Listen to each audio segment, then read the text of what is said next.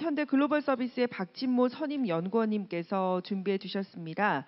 이번 데이터 분석을 통한 운항선의 효율 개선 방안 및 사례를 발표해 주시기로 하셨는데요. 여러분들이 큰 박수로 7번째 발표 시작해 보도록 하겠습니다. 큰 박수 부탁드립니다. 네, 안녕하십니까. 현대 글로벌 서비스 박진모 선임 연구원입니다. 마지막 세션의 마지막 발표가 됐는데 우여곡절이 많아서 이렇게 늦어졌네요. 빨리 끝내도록 하겠습니다.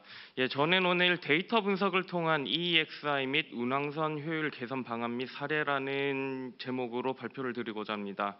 사실 2023년부터는 EEXI, CII라고 하는 확정된 규제가 들어올 거고 그거에 대비를 해야 됩니다.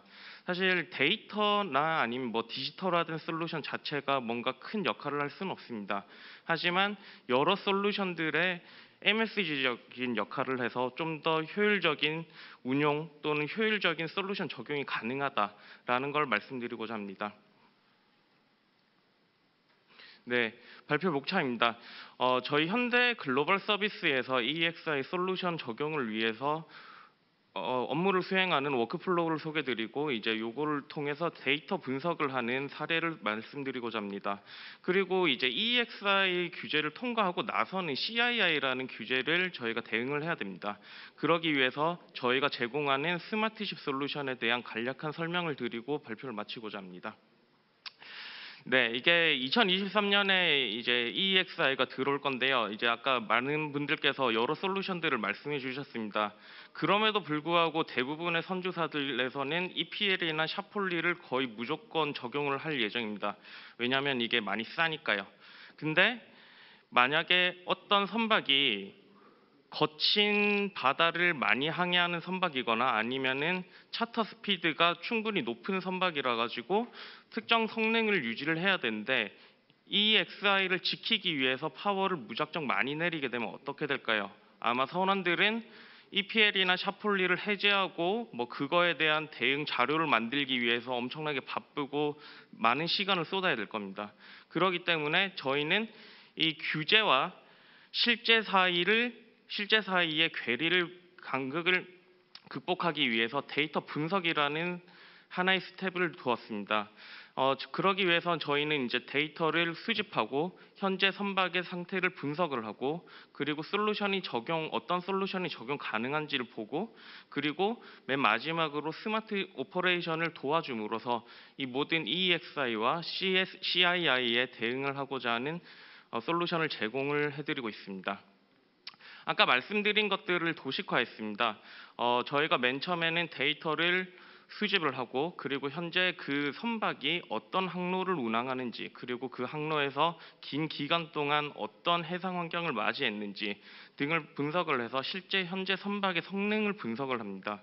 그리고 현재 EEXI 레벨을 분석을 하고 단순히 EPL이나 샤폴리를 적용을 했을 때 이 선박이 그 현재 투입되고 있는 항로에서 원하는 성능을 만족시킬 수 있을 것인지 아닌지에 대해서 저희는 판단을 하게 됩니다.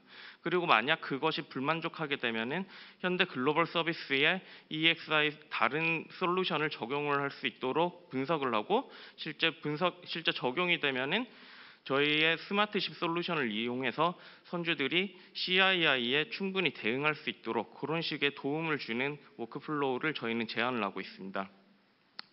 앞서 말씀드린 이제 데이터 분석의 이제 사례를 보여드리도록 하겠습니다.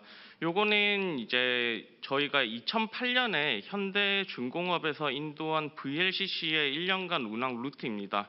그림에서 보시다시피 이제 걸프 오브 멕시코부터 아시아 그리고 중동에서 아시아의 항로를 이용을 하고 있는 걸 알 수 있었습니다. 요건 약 1년치의 항로고요. 그러면은 요 항로에서 실제 이 선박이 운용했을 때 어떤 속도 분포 그리고 어떤 마력 분포를 가지는지를 분석을 했습니다. 일단은 현재 다른 솔루션 없이 EPL이나 샤폴리를 적용했을 때 현재 오리지널 MCR을 100%로 봤으면은 줄어들게 되는 MCR은 약 69%입니다. 그리고 그 현재 실제 운항하는 데이터를 분석을 해서 여러 속도 분포, 여러 마력 분포를 분석을 해서 가장 빈번하게 운항하는 속도와 마력을 도출했습니다.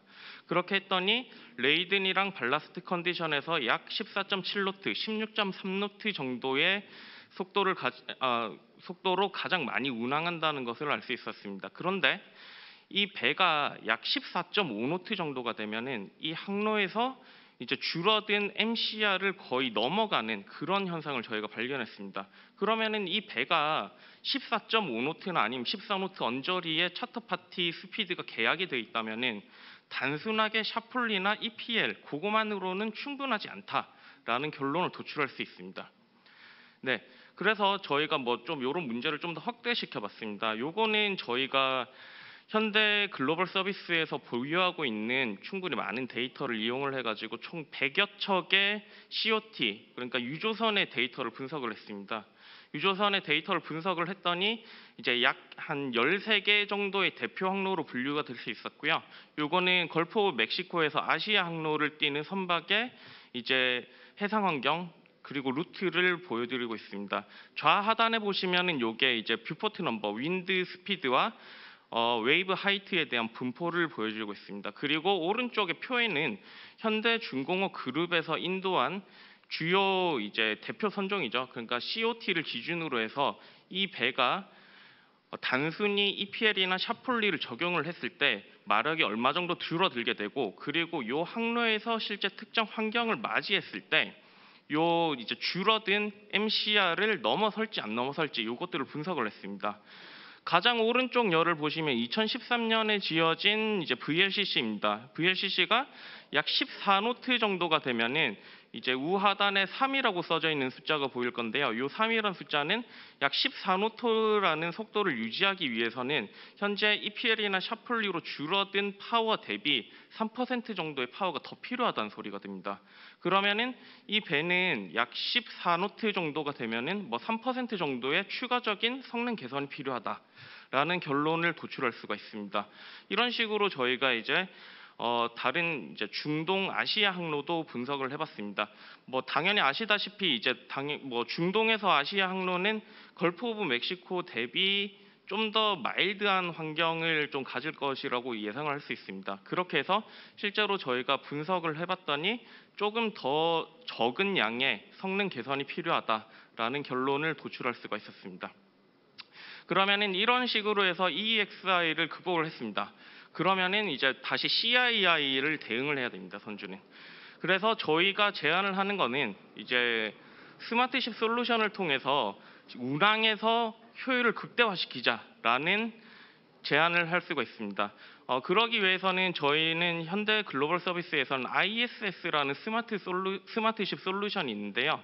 스마트십 솔루션은 단순하게 이제 선박에서 발생하는 모든 데이터를 수집하고 그거를 다시 분석을 하고 조선공학적인 지식을 이용을 해가지고 선주가 좀 더 효율적인 운용을 할 수 있도록 도와주는 솔루션입니다. 그리고 이제 이 데이터는 위성을 통해서 육상으로 전송이 되고, 육상으로 전송이 된 데이터는 공무감독관이 배의 상태를 실시간으로 보고 의사결정을 판단할 수 있도록 하는 그런 솔루션입니다. 현재 173척까지 이제 계약이 됐고요. 더 많이 인도가 되길 바라고 있습니다. 네. 온보드 솔루션에서 이제 간략한 설명을 드리고자 합니다. 사실 이제 배가 운항을 하게 되면은 몇 가지 이제 제어를 할 수 있는 파라미터가 몇 개 없습니다. 첫 번째는 항로를 제어할 수 있겠고요. 두 번째는 속도를 제어할 수 있습니다. 그리고 맨 마지막으로는 선박의 자세를 제어할 수 있습니다. 그래서 저희는 그 세 가지 제어할 수 있는 파라미터들을 최적화해서 제시를 해주고 있습니다. 그리고 간단한 성능 비교를 통해서 주요 기기들의 상태를 볼 수가 있고, 그거를 기준으로 해서 선원들은 의사결정을 내릴 수가 있습니다. 그리고 맨 마지막으로는 선원들이 일반적으로 쓰는 이제 리포트, 눈 리포트나 뭐 IMO DCS 이런 것들을 대응할 수 있게 하기 위해서 이제 자동화된 리포트 시스템을 구축을 하고 있습니다. 그래서 저희는 이제 보야지 매니지먼트, 보야지 옵티미제이션, 루트 옵티미제이션이나 뭐 트림 옵티미제이션 요거를 통해서 저희는 약 8% 정도의 연료 절감을 할 수 있다는 것을 저희가 이제 스터디를 통해서 밝혔고요. 이제 앞으로 더 많은 개선이 일어날 수 있도록 노력 중입니다. 네, 마지막입니다. 일단은 이제 뭐 선원들이 운영을 할 때 내가 운영을 잘 하고 있다 아니다에 대한 평가가 필요합니다. 지속적인 피드백이 필요하죠. 그러기 위해서 저희는 DIR이라고 하는 3개월마다 한 번씩 제공하는 레포트를 제공을 하고 있습니다.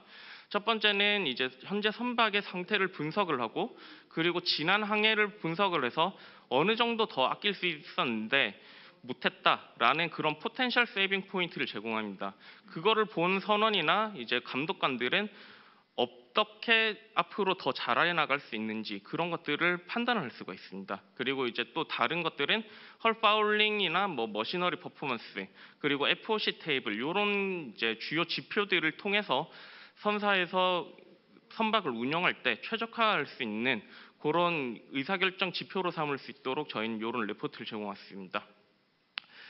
네, 이제 마지막입니다. 이제 앞서 말씀드렸듯이 EPL이나 샤폴리를 적용을 거의 다 할 것입니다. 근데 그거를 적용하기 위해서는 실제 선박의 항로나 실제 선박의 운영 패턴을 분석을 해서 최적화된 EEXI 솔루션이 필요하다라는 것을 말씀드렸습니다. 그것을 위해서는 데이터 분석이 필수적으로 들어가야 되는 거고요. 그리고 EEXI라는 관문을 통과한 이후에 저희 현대 글로벌 서비스에서는 ISS라는 스마트십 솔루션, 그리고 그 실제 운용을 평가할 수 있는 DIR이라는 레포트를 통해서 선주들이 조금 더 운용을 최적화할 수 있도록 지원을 할 수 있다라는 것들을 말씀드렸습니다. 네, 이상 제가 준비한 발표를 마치도록 하겠습니다.